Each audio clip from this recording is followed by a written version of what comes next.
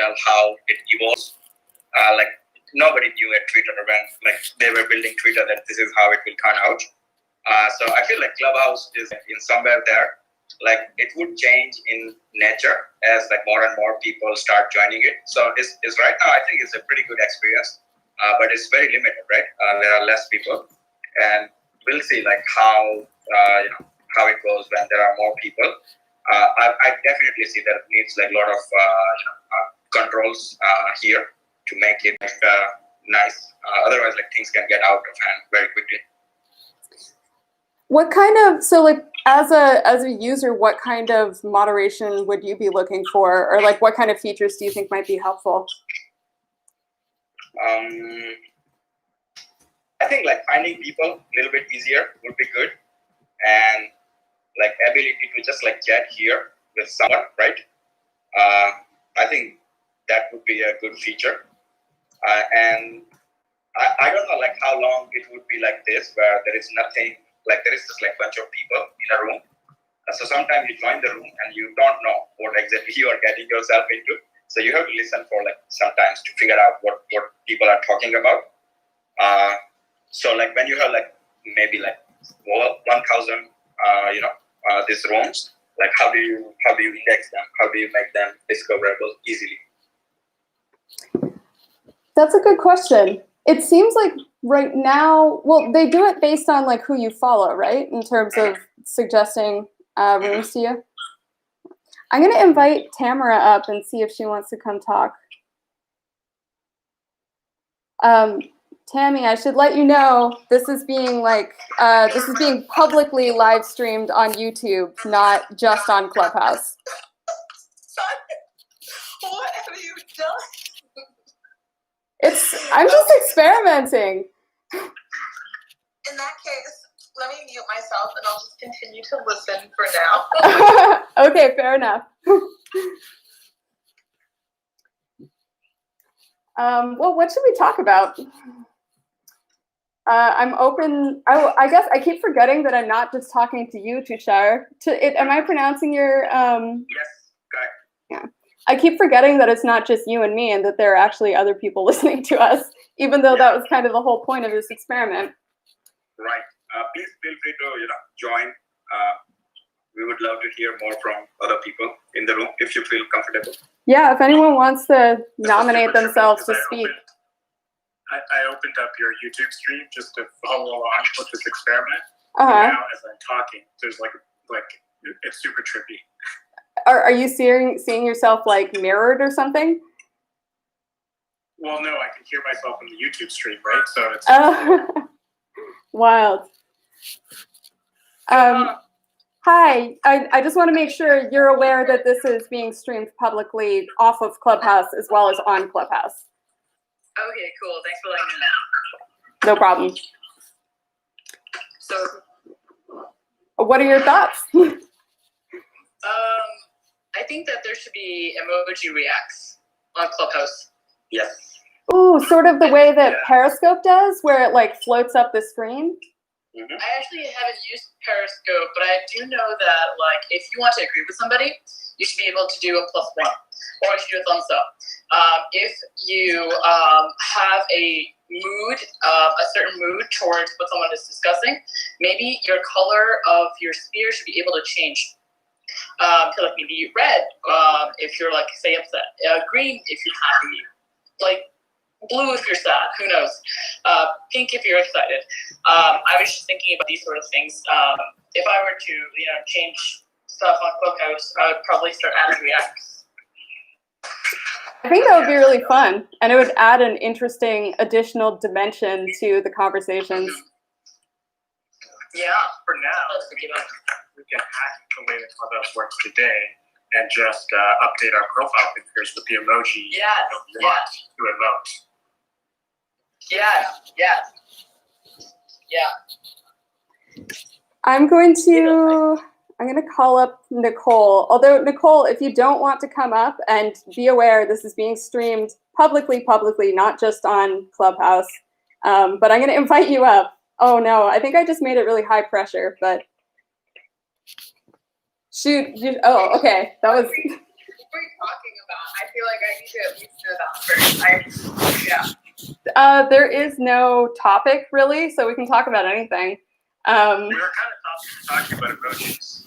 Oh, sweet. Okay, I can do that. What's up? I'm doing my makeup. Do you have a favorite emoji, Nicole? I really like the floating man in suit emoji because today I read a history of how apparently it comes from ska, and it was like some super old, like meaningful guy that Apple decided they needed to like reintegrate to the emoji. So that's Wait, it comes from ska, like a ska band. Yeah. I'll send you the article. It's really interesting. I love all those weird quirks. I mean, correct me if I'm wrong, but emoji was really like first a thing in Japan. Is that correct? Is anyone an emoji historian? I'm not, but there's something that I was thinking about once. And what if there was a thinking heart emoji? Malcolm and I were talking about it at one point, and I don't know if he's like still working on it, but he's thinking about like adding it and talking to the Unicode consortium about it. I love. So, what does the thinking heart look like? Is it like heart eyes thinking, or is it like? It's like a heart that's. Let me just find it. Hold on. Picture to me now. Yeah, we can all see what it looks like. See, this is like,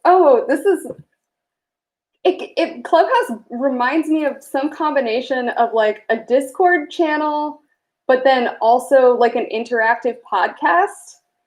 It's really interesting. I don't think I've genuinely ever experienced a social product quite like this. I agree.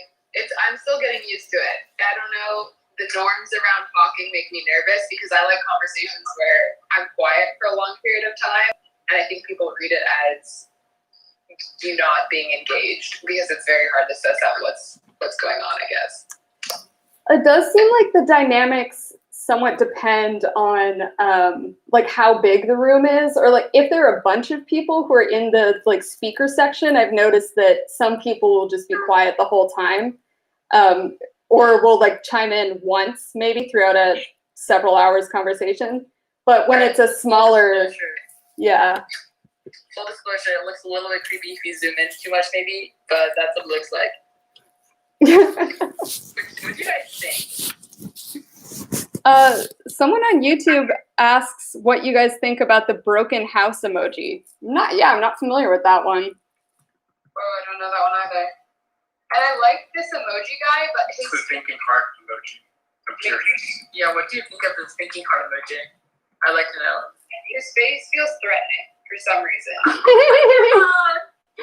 I think I just feel that emotion so strongly that it's impossible for me not to love that emoji. Like it it expresses a feeling that I feel so often. Yeah, your heart thinking. Yeah, that intrigued curiosity, but there's something to be worked through. That's such a great feeling. I wonder if the eyes should be a little lopsided. More cute. I think they should be more cute. I agree. Like the original thinking emoji, like one of them has like a raised eyebrow. So maybe that's a consideration here as well with the heart thinking emoji. Yeah. What's the last emoji that you all used? Let me see. Yeah, I'm checking. The heart emoji. Oh, for me, it was the thinking face. Fitting. What about you? Same thinking face. Clearly, we've been thinking a lot. Is emoji usage psychology going to become a thing? Like the semiotics of your frequently used emoji choices? Like, what does it say about you on a Jungian level? On a scale of 1 to 10, how much do you use emojis? Nice. Very good. I want to say like a 6. I could use them a lot more. Wow. Oh, I feel very judged. No. I'm just like processing it. I use it to a 10. I use emojis like a lot, but that's because I'm 16. So that's a Wait, what? That's a big difference. Yeah. Wait, actually? Wait, I did not know that either. What the? I'm sorry. I know it's always super weird to have people make a thing out of your age. No, it's all good. It's like, yeah, I mean, I'm 16. That's it, and I'm in New York. I just looked at your profile because I just did. What is green? Now I'm curious about greening forward. Can you? Of course, if you don't want to talk about this, like we can go back to emoji. But I'm just curious. No, it's all good. It's like public, right? So it's not like I'm gonna hide it. It's like you can clearly go on the profile and also go on the website. So there's nothing worth hiding. Green Forward is an environmental nonprofit, and basically it works to bring tools for change to students. So this is kind of like not thinking in the short term, like, oh my god, we need to reduce the numbers right now. It's more like, how can we change the fabric of thinking to invest in kids. Trying to imagine a sustainable future. So then they start out doing like conservation work. They could be installing like community programs like within their like local community or their school or whatever. So like if they need like money for like biodegradable bags, we can fund them. They just gotta pitch their idea. We have like a youth council and like a bunch of other things, but trying to change things up a bit because this is like the pandemic state, right? So things are pretty different now. You cannot have school clubs, you cannot have like, systems going on within your school in person at least. So my job now is to like completely like, reimagine what we can do during this time because the previous CEO stepped down early. So that's basically my job now, and coming up with different types of fundraising plans, et cetera, et cetera. But yeah, that's basically it. Yeah. Thanks for giving us the rundown. For sure. I like that you're oriented towards getting people to, engage in the community around them. I'm super into all the like cheesy localism stuff, so that really is like right in my interest. Yeah, I really resonate with Green Forward because that's actually exactly how my conservation journey started out. I like cleaned up beaches, and I started local programs within my school. And I know it's cheesy, so this isn't a huge impact, but I think that sort of stuff reduces the barrier to entry when you're like trying to get in the environmental movement. It's not like super intimidating. Like some people could just say like, hey, you want to like join the environmental movement? Okay, then come here and go strike with us. Like that's pretty intimidating if you ask me. Like I wouldn't be like, no thanks. So something like, hey, like like start a beach cleanup and host this. That's like way less intimidating than, hey, come strike with us in the city and maybe get run over. Who knows? So I think that part of like this cheesy local-ish, not local-ish, but it's like I think it's Green Forward is pretty international, but like we like help deploy local programs if somebody wants to.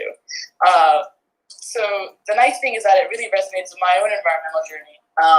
And that's like the main reason why I wanted to be CEO. Thanks. Oh no, what happened? I don't know. Did I accidentally? Oh, I clicked on something and I think, sorry, I don't know. I'm not sure what happened, but I'm back. We have a question. Where was the question? Oh, someone asked if they could see the UI, but I don't think I should do that because people listening might be just idly listening and might not have caught that this is being streamed publicly. And I want to be careful not to violate anybody's privacy. Yeah, where is it being streamed again? On YouTube. There are 18 people watching, so it's not like I just wanted to try it out because I thought it was an interesting idea to stream club. As far as I know, nobody's done this yet, and I wanted to see what kind of interaction would arise. Did we get any other?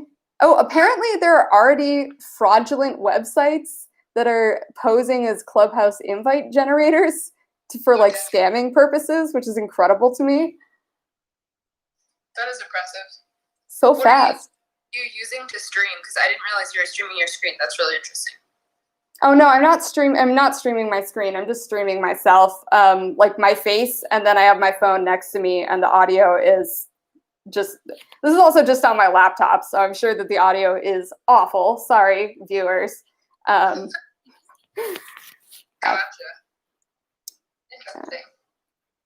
Yeah, I have a question. I'm curious what you guys' like favorite interesting use of Clubhouse is. I like the idea of like streaming because I've seen somebody today was tweeting about like, hey, we should open a room and each read like a page of a book at a time and like go around. And then like the lady who does like the kitchen thing and people having choir practice. Like, what's the most interesting thing you've seen thus far? Dating. Someone did like a dating show last night, and it was really funny. And I kind of needed to laugh, so I don't know. I thought that was pretty good. It was moderated really well too. The host was hilarious, so I enjoyed that. Can you tell us a little bit more about how it worked, or like how it worked, or how they facilitated things? Yeah. So I forgot what the guy's name was. I think it was like Andre. I might be getting this wrong. Please. So he was just like, welcome folks, like for anyone who's new here, I just want to let you know that we're just sharing funny dating stories. So if you want to feel free to come up and speak, just raise your hand and we'll like invite you on stage.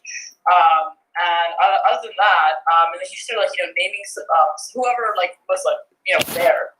He would just name a random person and be like, would you like to share your story? And they would say like, yeah, I'd love to. And then, usually if you were up on the stage, you had a story to share. If not, you were listening. And then they share the story for a few minutes, and then people ask questions in between and laugh about it, and it was just like that. And so that the person was done. The moderator would move on to another one. Also, the moderator had a lot of funny comments. It was just really hype. Like, I gotta say, if you're hosting an event, you better be excited. Otherwise, I don't want to leave. So he was really exciting, and that's what made me just want to stay and laugh the whole time, even if I didn't relate in the least bit. I really enjoy that sort of thing. That's really interesting that the presence was such an important factor, and especially in this, we're not really embodied or at least to me, it doesn't feel very embodied. Like, this is such a voice thing. Right. I felt the guy.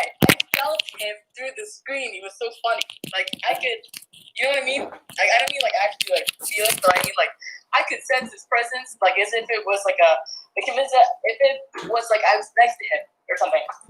He was really like lively. I think being lively is really important when you're hosting an event or you're moderating or something. You actually want to be an exciting person. And you want to make people laugh, please. Like, humor is like the king of everything. I think even denotes like intelligence to some level. So I think that was really important, and the guy did it really well. I think his name is Andre. I'll let you go. I'll let you know. I think I wrote none of it right now. I think I followed him. Cool. Yeah, I agree with your assessment that you have to bring the energy that you want to get from the audience or your fellow participants, whatever it is you're trying to do.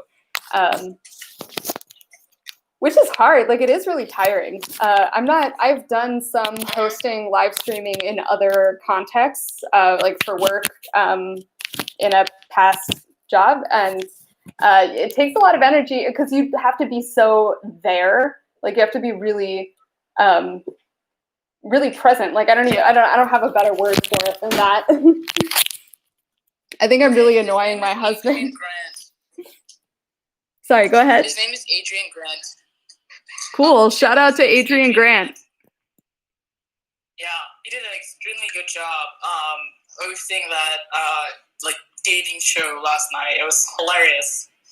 And I think extroversion is a tool, and he was able to utilize it pretty well.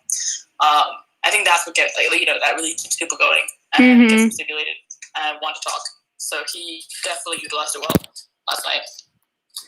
What kinds of conversations have you been enjoying the most besides, this particular example? I'm just curious what your experiences have been. Well, first few conversations I had with at my age, I would say I can broadly claim they were my generation. And they were the first few that invited. We started talking, and a bunch of people joined, but we were just talking about casual stuff, programs and whatever, programs for like young people, and what we thought of them, college, etc. Nothing like that would be too interesting for you folks because you're way past that. I would think, but I've had a few of those personal experiences, which have been really nice. And this morning, I discovered there's such thing as late night Clubhouse, and I woke up at like around 5 a.m., but that was because I slept early. And late night Clubhouse is when like the West Coast people who are up at like their 2 a.m. are like just having fun and just like memeing around. Like I mean, literally memeing around as, and they would change their profile picture to a meme and just laugh about it, which I really enjoy. I just enjoy laughter. That sounds fun. Just like fooling around, being goofy. Yeah. There's that, and then there are like these more intimate conversations. Those are more reflective too. I definitely have given more. I've given advice to some extent. People that are like asking like how can I be happy and measure success at the same time? Like those sort of questions. Some people asked. So I had some of those conversations too. Have you solved it? You figured it out? What do you mean figured it out? How to be happy and have success at the same time?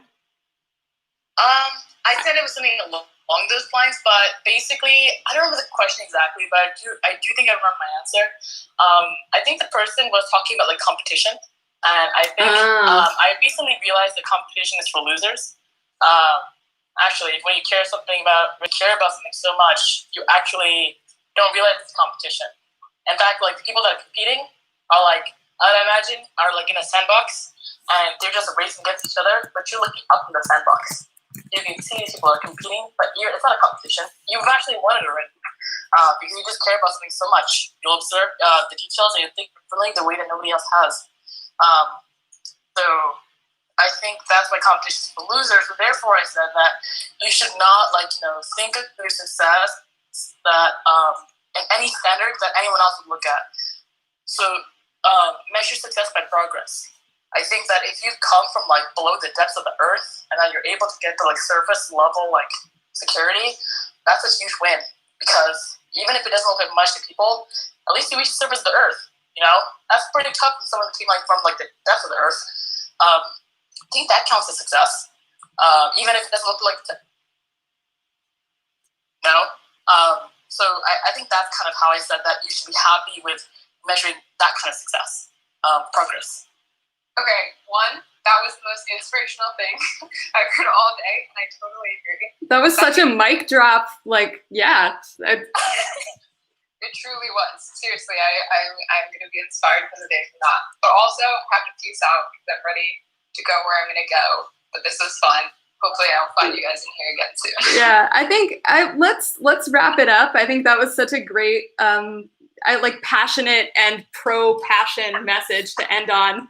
And I don't actually really have anything to talk about.